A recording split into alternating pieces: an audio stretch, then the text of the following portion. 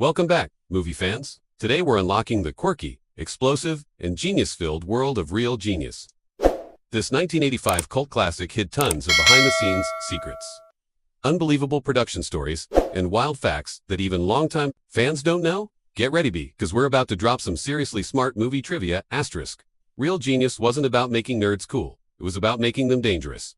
Not with fists, not with firepower, with minds sharp enough to end careers and smiles that dared you to miss it. But behind the pranks, the popcorn, the punchlines, it was a fight to keep intelligence from being sanded down. A studio push that almost dragged it into cheap sex jokes.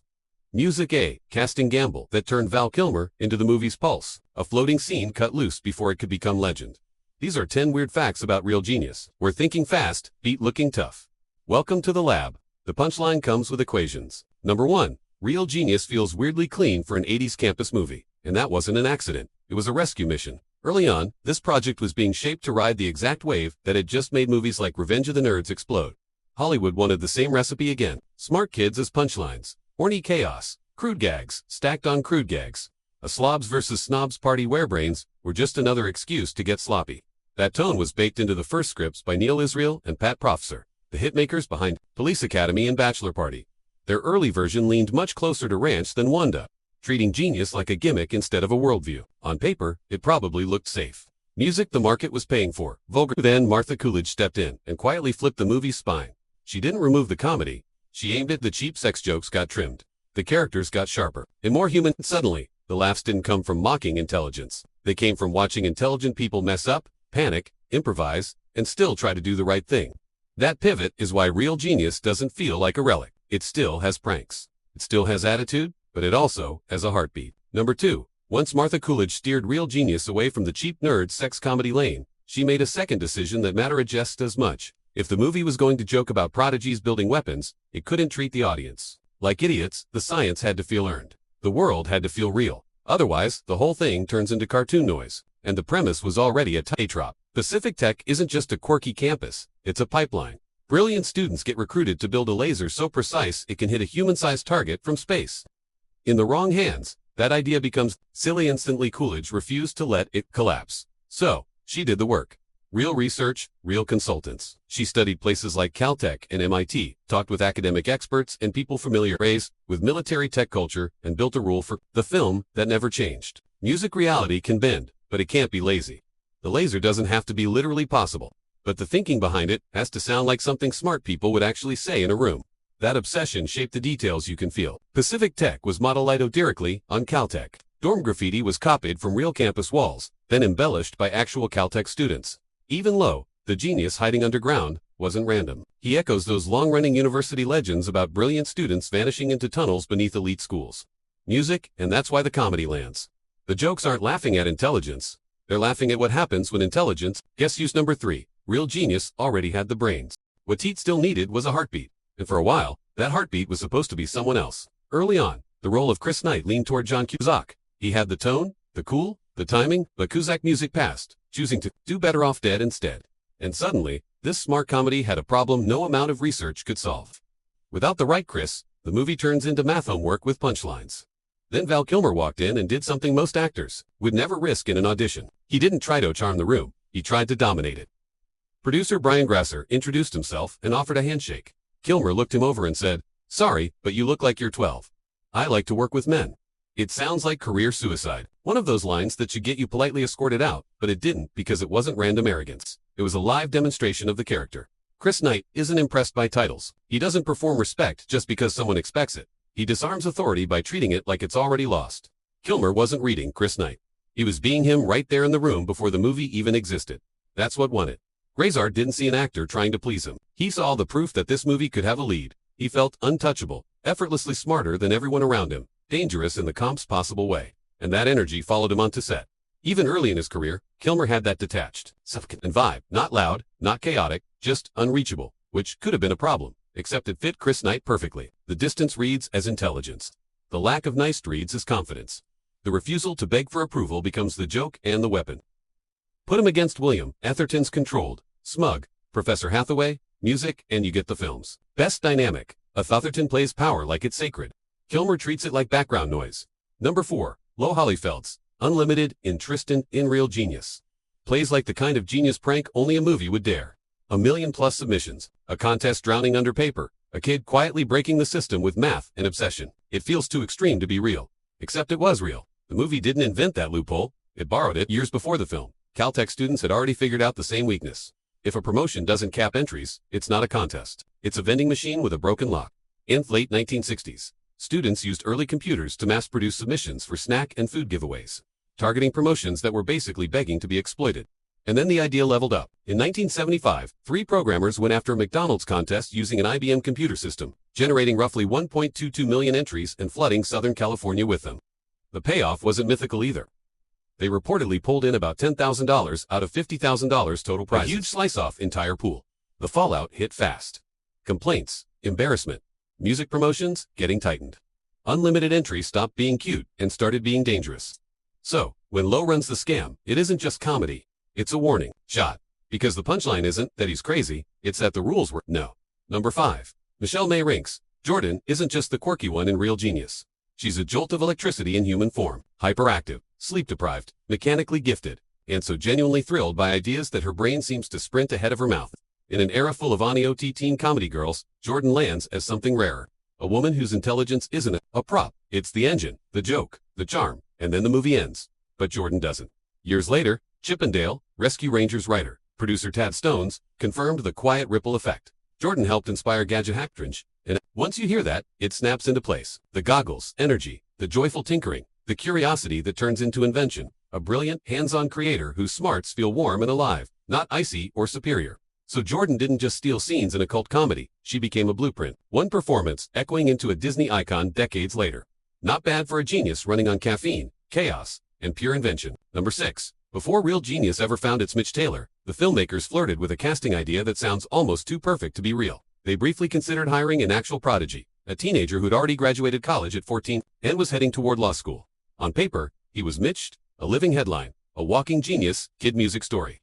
Then reality hit. He couldn't act, so the role went to Jarrett. And that normal casting choice accidentally stitched Real Genius into the DNA of the Karate Kid universe in the strangest way. Years later, Jarrett pops up again in The Karate Kid Part 3 as the bully Daniel LaRusso knocks out. Which is hilarious in hindsight because Mitch, in Real Genius, is basically anxiety in human form.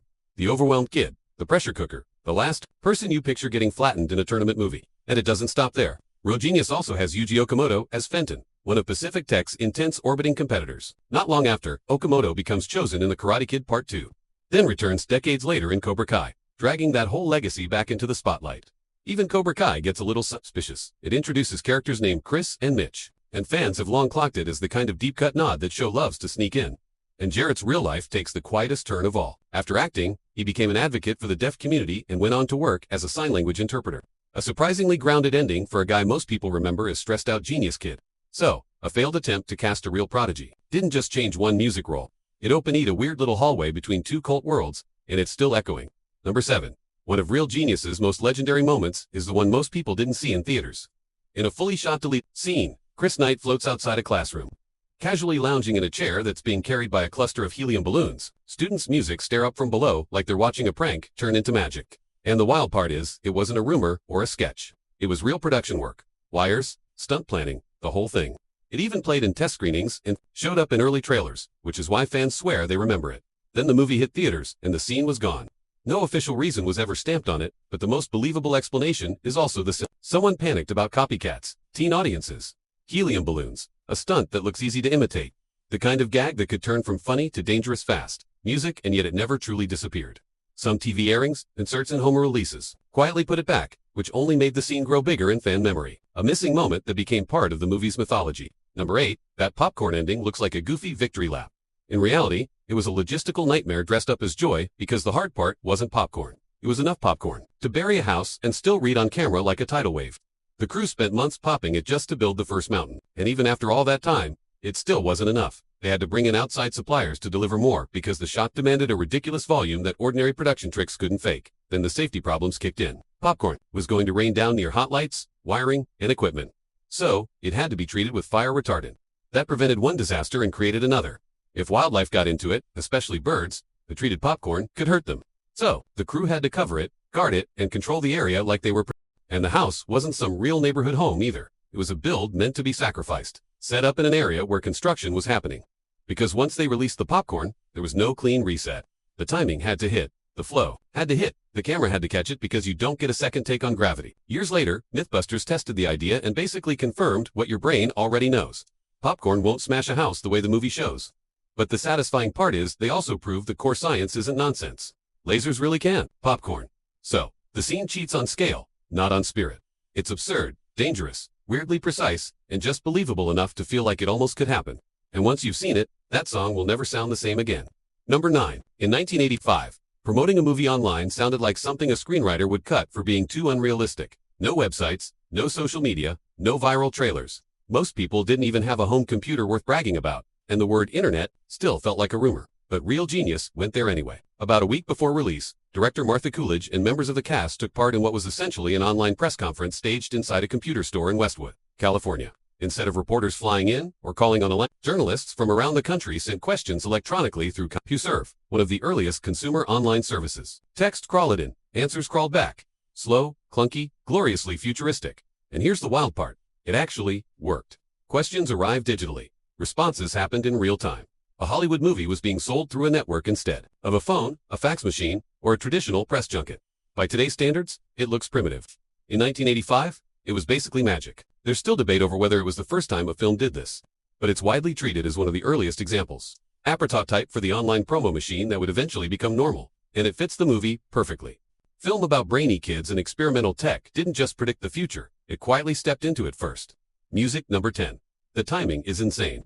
Real Genius hit theaters on August 7, 1985. Weird Science landed on August 2nd. Same week. Music, same teen audience, same science, comedy lame. 2 movies released, 5 days apart, like Hollywood accidentally dared them to fight for the same brains. But they don't even speak the same language. Weird Science treats science like a wish machine. Press a button, reality bends, you get what you want. The joke is the freedom. Real Genius treats science like something that can actually work, which makes it scarier. The laughs come from pressure, ego, ethics, and the quiet dread of realizing your cool project might end up in the wrong hands. The box office reflected that difference. Weird Science grabbed the bigger headline with around $39 million. Real Genius made about $30 million on an $8 million budget. And then the years flipped the scoreboard. Real Genius kept getting discovered, quoted, and rewatched because it has heart under the IQ. It doesn't just sell a fantasy. It tells the truth with a grin. In 2014, a TV adaptation was announced through Sony Television and Happy Madison.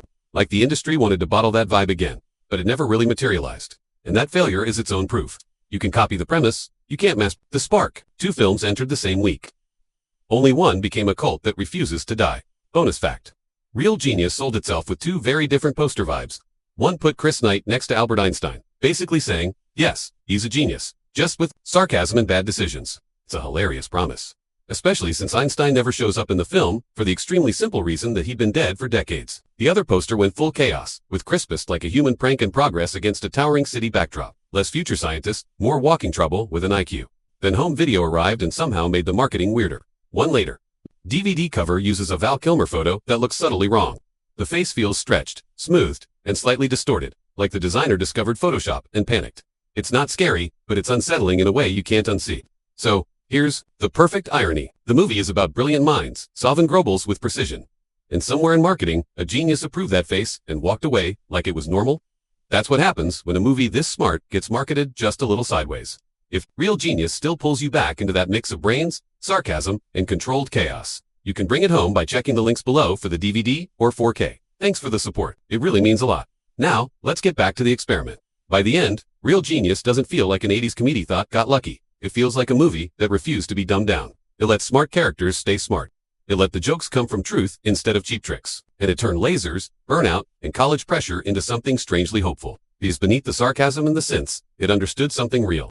That being brilliant doesn't make you invincible. It just means you feel everything. Fast as so, if this one still lives in your memory, drop a comment. Tell us a moment you still quote. And what classic we should crack open next. Because in the real world, genius isn't always shiny. Sometimes it's messy, sometimes it's exhausted, and sometimes it buries a monster under popcorn and calls it justice. And those were some of the coolest and craziest facts about Real Genius. If you enjoyed the deep dive, make sure to like, subscribe, and comment which classic movie you want me to cover next. Thanks for watching and, remember, never underestimate a genius with a laser.